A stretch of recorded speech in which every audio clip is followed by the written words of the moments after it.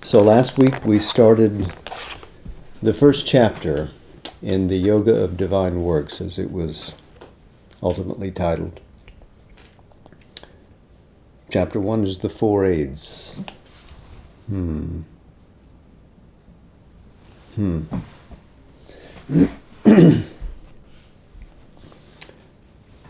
Aurobindo wrote this probably in December of 1914. It was published in January of 1915 on the 15th day of the month. And he noted that there were four great instruments that had to combine to make the integral yoga successful: the teaching, the shastra; the personal effort, utsaha; the power of the teacher, the guru; and finally, the time that it takes to accomplish this mighty transformation, kala. Now, it's interesting to note that Sri Aurobindo had written a kind of a monograph, something more than a notebook, in 1912, which, after the Arya ceased publication, came to the public's attention in 1921. It was published as the Yoga and its Object. The next year it was reissued as the Yoga and its Objects, plural. Sri Aurobindo did not attach great importance to it, but if you read that thing that was written in 1912, you see that he refers to these same four elements and instruments in the practice of yoga there. It's a beautiful book, and even if he regards it as an early phase of his thinking and not reflective of his full yoga, still, it is something that in many of its passages is powerful.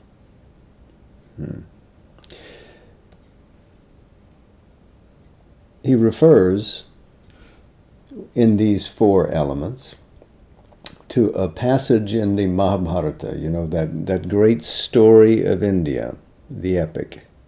There's a section in the Udyoga Parva, chapters 41 through 46 cover it, and it's the section called Sanat Sujatiya. It's about the sage Sanat Sujata, who is one of the four mind-born sons of Brahma.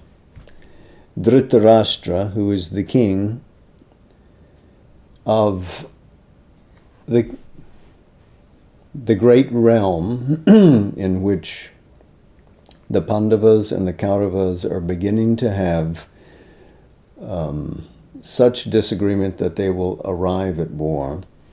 And Dhritarashtra is looking at this bleak future. He who has no sight is regarding this bleak future and is speaking with his counselor, Vidura, who is himself a great sage.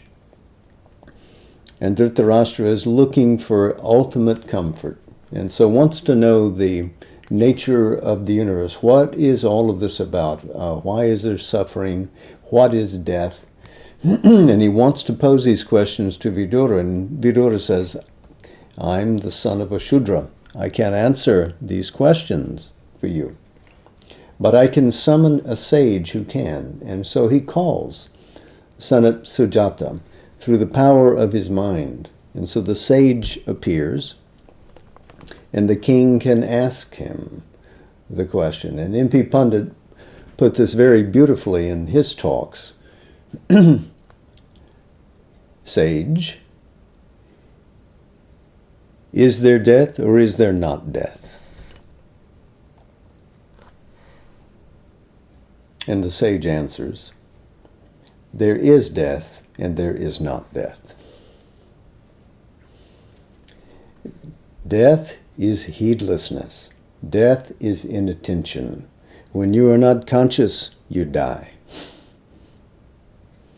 If you are aware of your consciousness, then you live. And then the sage goes on to share these 4 great steps, these 4 instruments that one can use to assure that you awaken to your own immortality.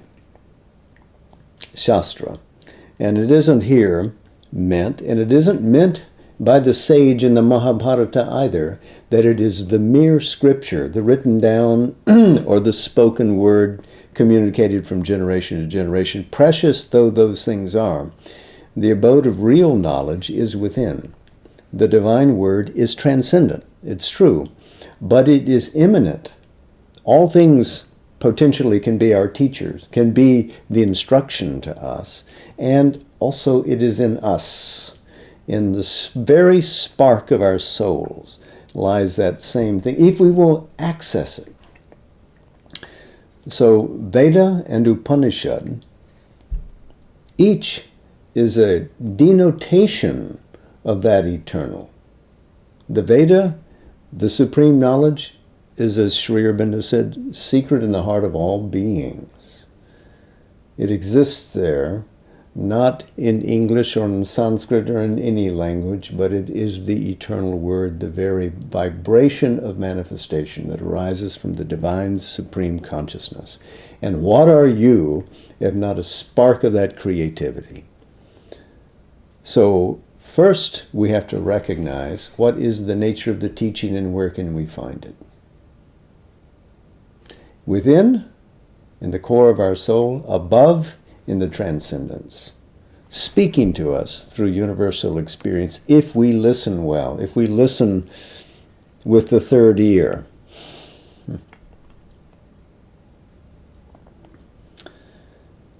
So you can download for free, I believe, the Mahabharata in some form or the other, and you can go to the Udyoga Parva, chapters 41 through 46, and read that great dialogue between the king and the sage, who after he finishes speaking and saying that this divine is everywhere, that this is an immanent reality, that this extraordinary, excellent insight will lead you to liberation.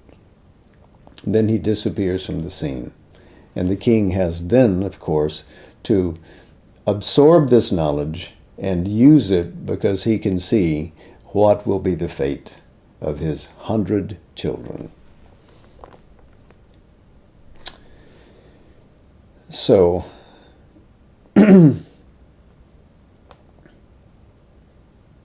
on to the next step, the 4 aids. We talked about Shastra last week. This week, we talk about Utsaha. The development of the experience in its rapidity, its amplitude, the intensity and power of its results depends primarily in the beginning of the path and long after on the aspiration and personal effort of the sadhaka. Now let's go back right above where the stars are and look at the final sentence of the previous section. The rest, following the teaching, the rest depends on personal effort and experience and upon the power of the guide. So the development of the experience in its rapidity depends on the aspiration and personal effort.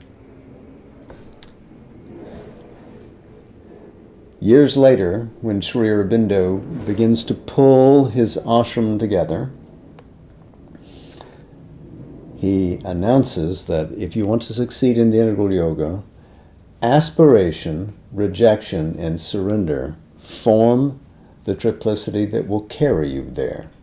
Aspiration is always key. Aspiration takes you, because of its intensity, to the experience that you seek.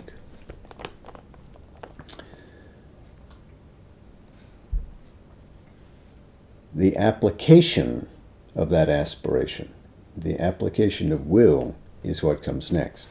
The process of yoga is a turning of the human soul from the egoistic state of consciousness, absorbed in the outward appearances and attractions of things, to a higher state in which the transcendent and universal can pour itself into the individual, mold and transform it.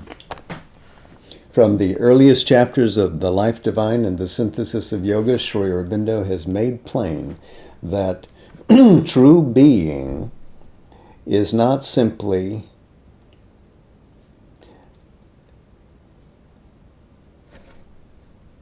an ocean of unpartite, unmanifest, absolute being, but that it is a transcendent, it is a universal, it is an individual truth, that all these three terms give us the complete picture of what being is, of what Brahman can be. So, even if we find the truth of the individual and realize our inner soul and its power, its beauty, its felicity, it isn't enough if we stay there. We have also to broadcast our consciousness into the world and discover there the same reality that lies within us. So if we begin with the discovery of our soul, we have also to experience the universe as an extension of the same divine being, of the transcendent as the ultimate source of both universe and individual. So to achieve any of it, to find soul or cosmos or transcendence, we have to get out of the experience of the ego. The ego is a way that we individuate our consciousness, discover what we might be, become aware of ourselves, but too fixed a notion of what we are in this limited bag of skin with these few thoughts and a couple of passions, this is hardly the definition of what we are in our greater being or what we might be as we develop. So the first thing is that we have to be willing to give up this scanty self that we call the ego. The first determining element of the siddhi, of the perfection, is therefore the intensity of the turning, the force which directs the soul inward, the power of aspiration of the heart, the force of the will, the concentration of the mind, the perseverance and determination of the applied energy are the measure of that intensity. The ideal sadhaka should be able to say in the biblical phrase, "My zeal for the Lord has eaten me up." It is this zeal for the Lord, utsaha, the zeal of the whole nature for its divine results, vyakulata, the heart's eagerness for the attainment of the divine, that devours the ego and breaks up the limitations of its petty and narrow mold for the full and wide reception of that which it seeks, that which, being universal, exceeds, and being transcendent, surpasses even the largest and highest individual self and nature. So, utsaha, what is strong, utsaha, we begin our chant, sahana vavatu sahana, so let us be strong. Utsaha. But this is only one side of the force that works for perfection. The process of the integral yoga has 3 stages, not indeed sharply distinguished or separate, but in a certain measure successive.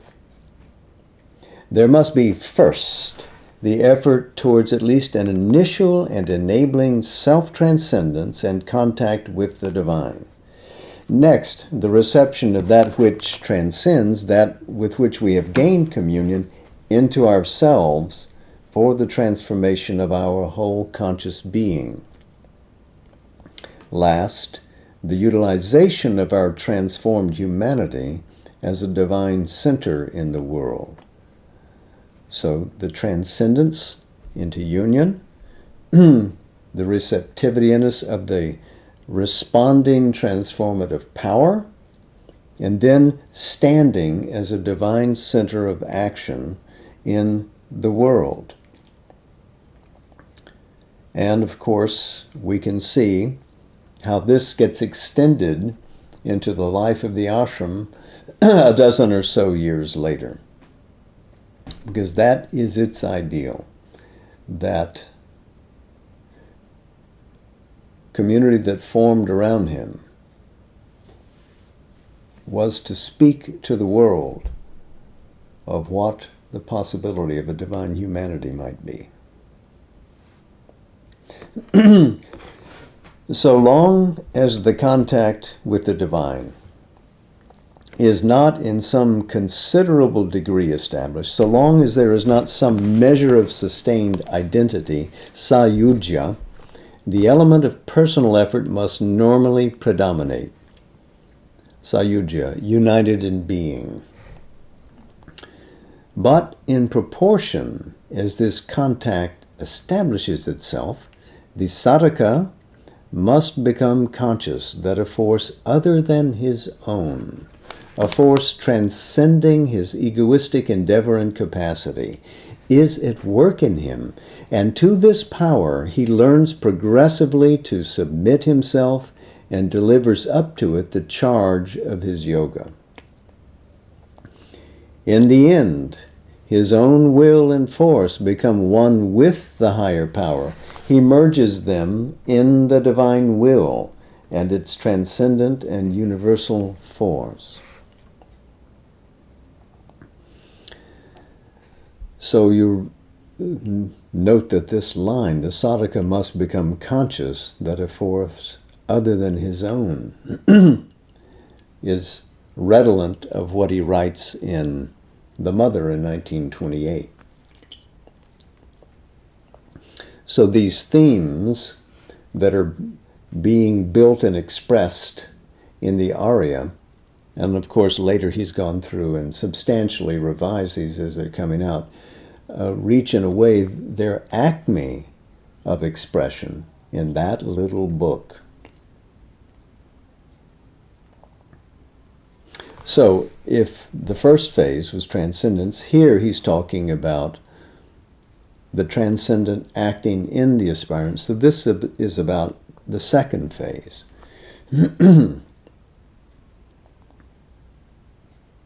Again, in the end, his own will and force become one with the higher power. He merges them in the divine will and its transcendent and universal force.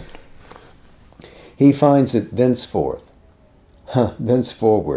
presiding over the necessary transformation of his mental, vital, and physical being with an impartial wisdom and provident effectivity of which the eager and interested ego is not capable. It is when this identification and this self-merging are complete that the divine center in the world is ready. Purified, liberated, plastic, illumined, it can begin to serve as a means for the direct action of a supreme power in the larger yoga of humanity or superhumanity, of the earth's spiritual progression or its transformation. So again, it is something we have to become aware of, the actual action of the divine power affecting the transformation within us. We need to be able to be aware of it so that we can work in co-agency with it, that we can collaborate with it, that they can become one strong conscious partnership. And two, the second aspect, when he speaks here of a larger yoga of humanity or superhumanity, this is the social background, the social transformation that Sri Aurobindo envisaged based upon a spiritual consciousness, that the realized selves, individually and then collectively, could stretch out into India and spark that awareness in other zones of development, and then proceed into the rest of the world.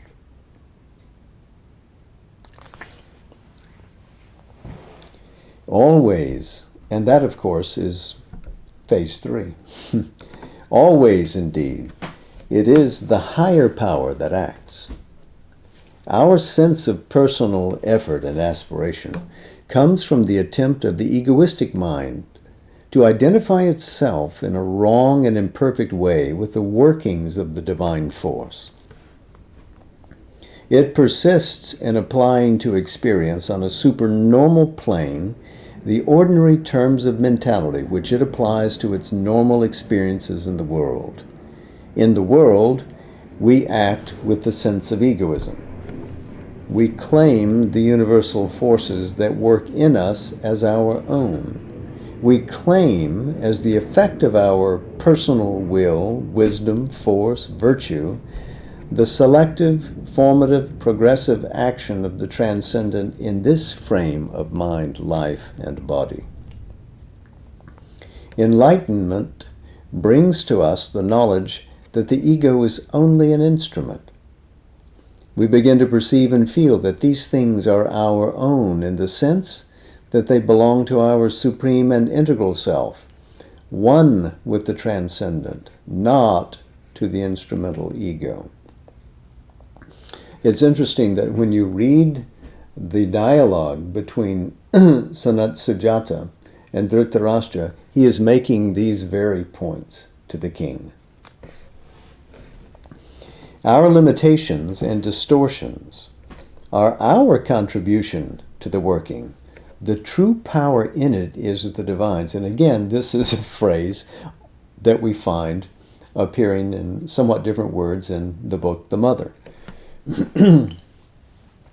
When the human ego realizes that its will is a tool, its wisdom, ignorance, and childishness, its power, an infant's groping, its virtue, a pretentious impurity, and learns to trust itself to that which transcends it, that is its salvation.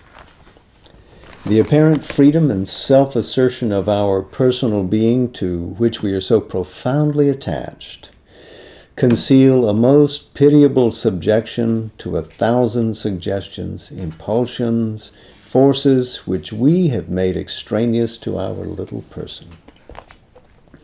Our ego, boasting of freedom, is at every moment the slave, toy, and puppet of countless beings, powers, forces, influences in universal nature.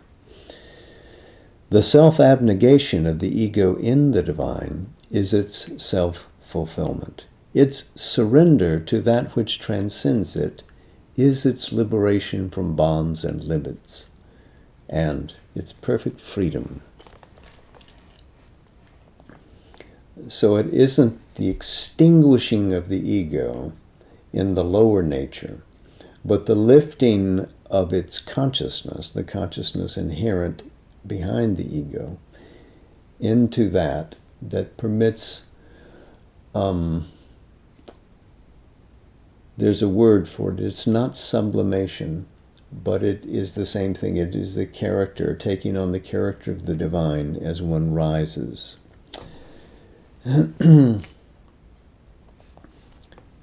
But still, in the practical development, each of the 3 stages has its necessity and utility and must be given its time or its place. It will not do, it cannot be safe or effective to begin with the last and the highest alone. It would not be the right course either to leap prematurely from one to another.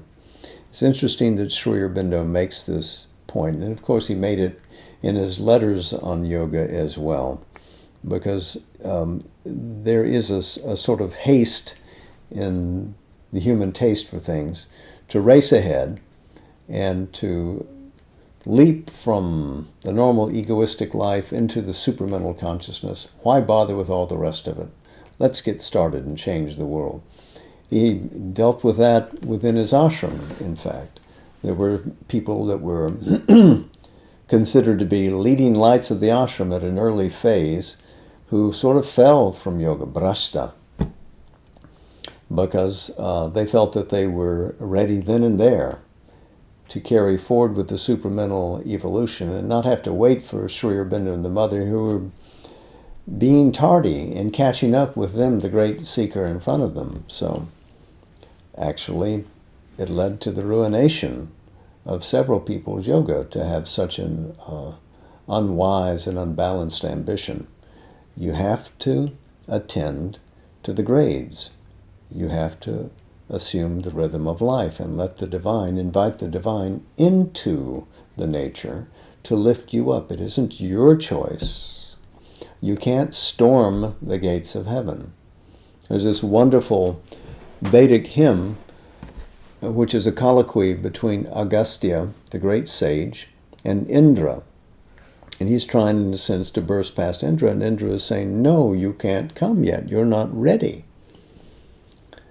And Agastya is saying, why do you? You're my friend. Why are you stopping me? Because you have to be in harmony with the right movement.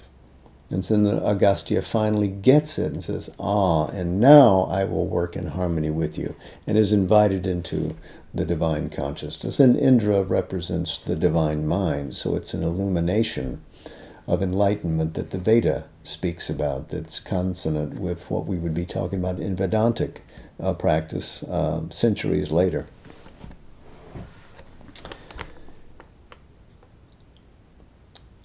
It would not be the right course either to leap prematurely from one to another. For even if from the beginning we recognize in mind and heart the Supreme, there are elements of the nature which long prevent the recognition from becoming realization. So if the regular course of yoga is guided by the divine presence, not by the gusto of the ego's will, we have also to recognize that we can have an insight or a first recognition of the truths behind the cosmos before we have the realization. There are different grades. The insight leads to the realization. But if you followed meditation practices around the world, there is such a thing as called beginner's samadhi, where you have an initial experience where the reality of the ego cracks in half and the subjective awareness within moves into alignment and even into a kind of fusion with the object that you were seeking, be it the reality behind the mantra or behind the visualized form. And that first burst of unification is thought to be the thing. I've arrived, now I can quit, I have realization. But it's the first insight, it's the final insight. So one continues to work and to solidify, to greaten, amplify, deepen. But without realization, our mental belief cannot become a dynamic reality. It is still only a figure of knowledge, not a living truth, an idea, not yet a power. And even if realization has begun, it may be dangerous to imagine or to assume too soon that we are altogether in the hands of the Supreme or are acting as His instrument. That assumption may introduce a calamitous falsity. It may produce a helpless inertia, or magnifying the movements of the ego with the divine name, it may disastrously distort and ruin the whole course of the yoga. There is a period, more or less prolonged, of internal effort and struggle in which the individual will has to reject the darkness and distortions of the lower nature and to put itself resolutely or vehemently on the side of the divine light. So there comes a choice, and you have to be aware, and you have to have the power of discrimination, viveka, with you, to go along with the utsaha, the enthusiastic force of will. The mental energies, the heart's emotions, the vital desires, the very physical being have to be compelled into the right attitude or trained to admit and answer to the right influences. It is only then, only when this has been truly done, that the surrender of the lower to the higher can be effected, because the sacrifice has become acceptable.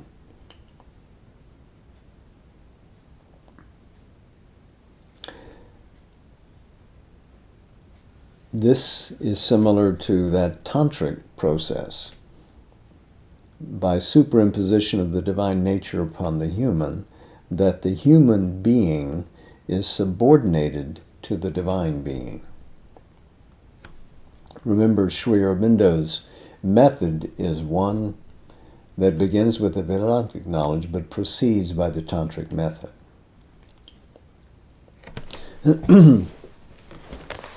The personal will of the sadhaka has first to seize on the egoistic energies and turn them towards the light and the right. Once turned, he has still to train them to recognize that always, always to accept, always to follow that. Progressing, he learns, still using the personal will, personal effort, personal energies, to employ them as representatives of the higher power and in conscious obedience to the higher influence. Progressing yet farther, his will, effort, energy become no longer personal and separate, but activities of that higher power and influence at work in the individual. But there is still a sort of gulf or distance which necessitates an obscure process of transit, not always accurate, sometimes even very distorting, between the divine origin and the emerging human current. At the end of the process, with the progressive disappearance of egoism and impurity and ignorance, this last separation is removed. All in the individual becomes the divine working, sayujya. Note how frequently in this paragraph he uses the term progress. It is progressive, not sudden. This is not insight only, but has to proceed gradually to become active in the nature, convincing one part of the being after the other to accept the divine influence, to accommodate it, to be directed by it, and then to fuse into it. So it is a long process. It begins with the realization, yes, but the realization leading to transformation is effortful and is progressive. You don't get there all at once. So I think it's a good place to pause for this evening. We'll take up another section of the chapter, the Four Aids. By the way, this would have been around the time that the mother and her then husband, Paul Risharam, were receiving word that he would be required to come back to France. So it's interesting that this wonderful chapter got written just before their departure. In a sense, it's good company. It's Satsang for them to carry with them back to France and then from there to Japan. Calling attention to the inner reality. The word is inside. The force that activates your yoga is from the divine. He will say that the Guru is he who speaks and guides from within. The world teacher, Jagat Guru, is there inside you, wherever you are, if you're in France, if later you're in Japan. And finally, it just takes time. And she will know that well. She will learn that and teach that to us. So here's a section from Savitri I think you might like. This is in Book 2. The Book of the Traveler of the Worlds, Canto 12. The Heavens of the Ideal. This is on page 279.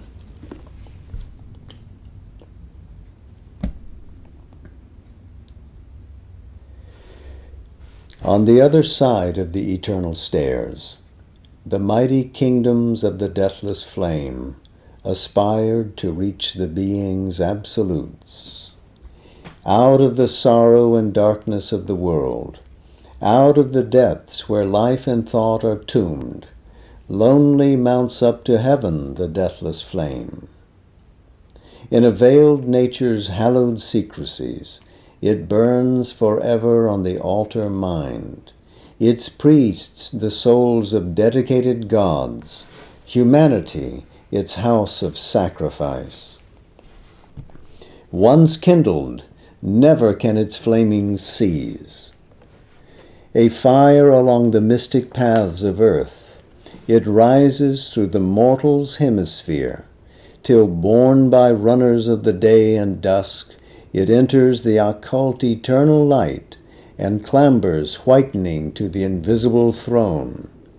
Its worlds are steps of an ascending force, a dream of giant contours, titan lines, homes of unfallen and illumined might, heavens of unchanging good, pure and unborn, heights of the grandeur of truth's ageless ray. As in a symbol sky, they start to view and call our souls into a vaster air.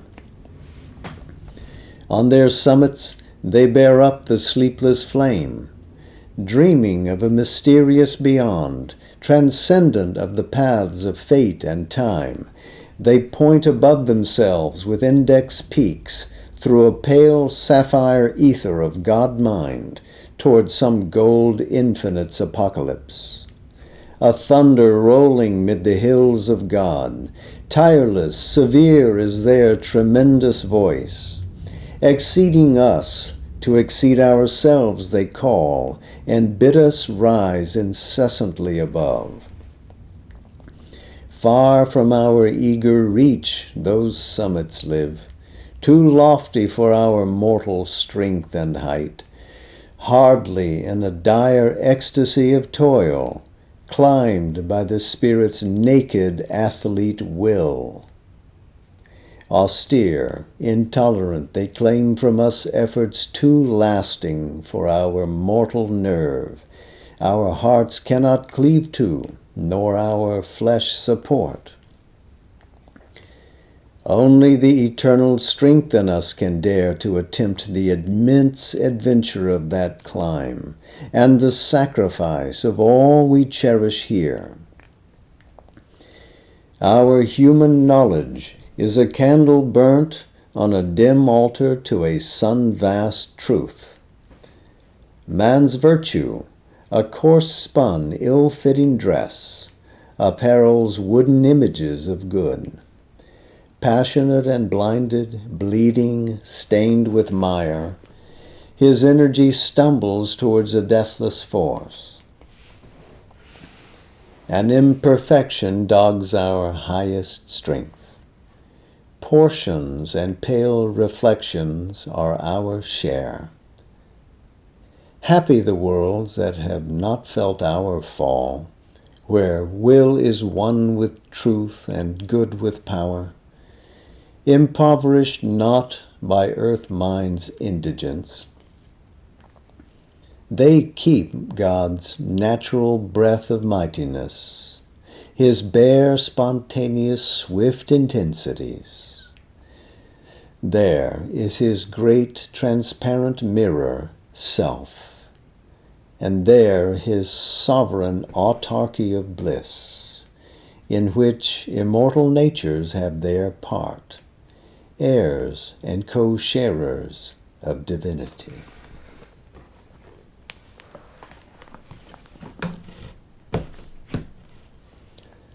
So, namaste.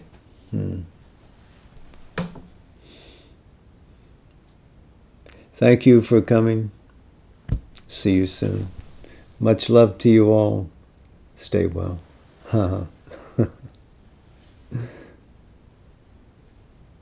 Hmm.